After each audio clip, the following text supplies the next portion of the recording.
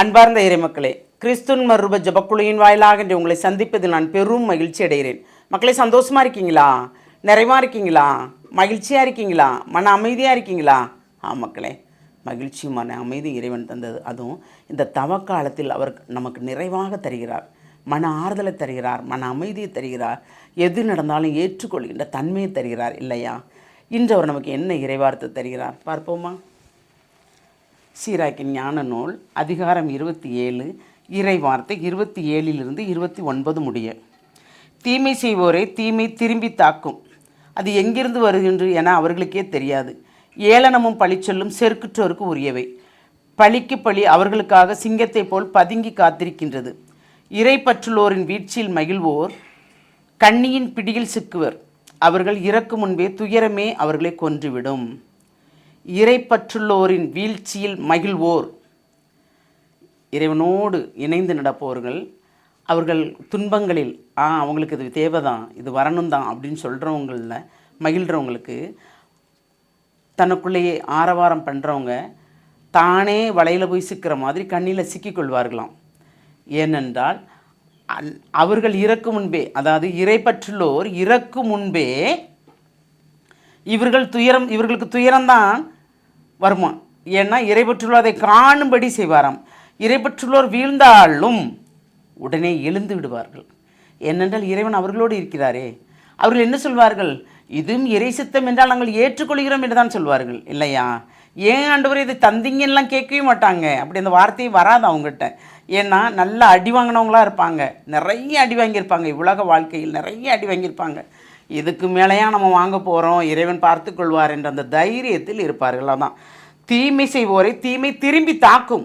ஏன்னா என்ன விதைக்கிறோமோ அது அவங்கள வந்து சேரும். அந்த விதையை அறுவடையை அவங்க தானே அறுக்கணும், வேற யாரும் இல்லையே, அப்படி தானே? அப்போது என்ன செய்கிறோங்கிறத நம்ம அறிஞ்சு செய்யணும். பிறரை பற்றி பழிச்சொல்லும் ஏளனமும் சொல்கிறவங்களுக்கு அந்த சொல்ல அவங்க மேலேயே வந்து விழுமா. மக்களை, நல்ல அந்த இறைவார்த்தையை நீங்கள் வாசித்து பாருங்கள், அதனுடைய அர்த்தங்கள் உங்களுக்கு புரியும். இதில் 5 நிமிஷம் தான் செய்தி. இந்த செய்தி நீங்கள் எப்படி கேட்குறீங்க, எந்த வகையில் கேட்குறீங்கன்னு தெரியாது.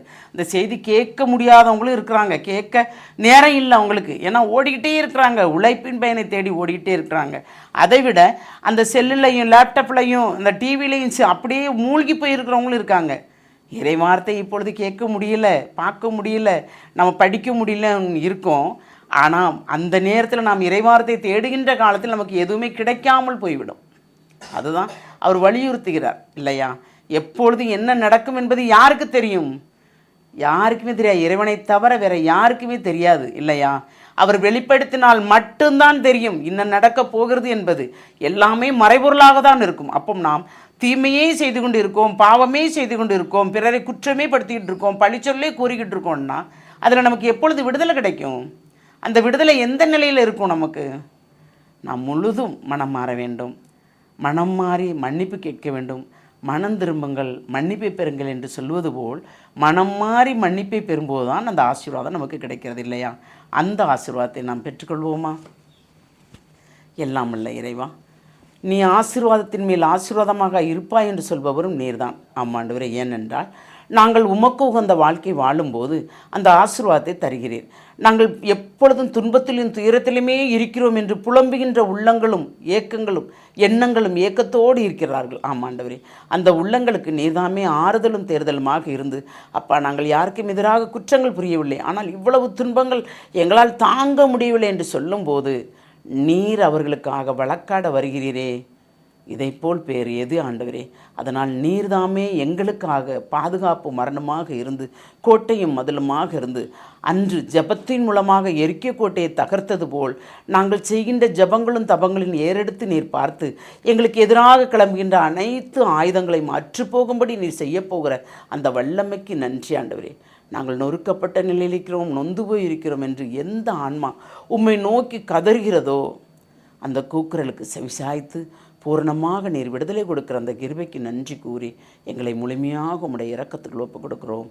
ஜெபம் கேட்கும் நல்ல பிதாவே. ஆமேன், ஆமேன், ஆமேன்.